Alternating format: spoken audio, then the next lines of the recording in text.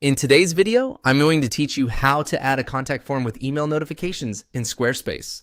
We're going to walk through the process of placing a form on your Squarespace page and making sure submissions are sent to the right email address. This is especially useful if you want visitors to contact you directly through your website without needing to display your email publicly. To get started, open the page or section in Squarespace where you want the contact form to appear. Once you're in editing mode, click on ADD block.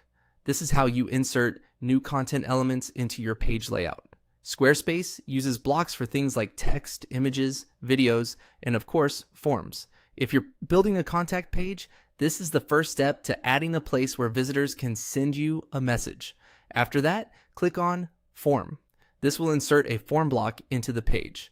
Squarespace typically gives you a basic contact form layout automatically, which can include fields like name, email, and message. This saves time and gives you a solid starting point.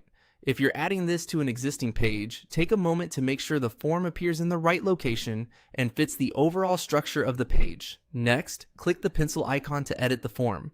This opens the form settings where you can review and adjust how the form works.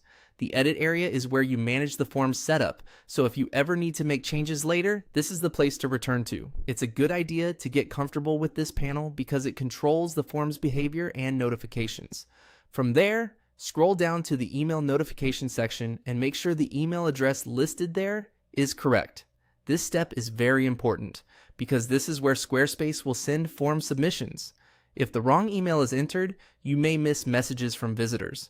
Double check the spelling and confirm that it's the inbox you actually want to monitor. If needed, update it before saving your changes. Once that's done, your contact form is essentially ready to receive submissions and send email notifications to the correct address. As a final tip, it's always smart to test the form yourself after setup. Submit a sample message through the live page and confirm that the notification arrives properly. That way, you can be confident everything is working before your visitors start using it. And that's how to add a contact form with email notifications in Squarespace.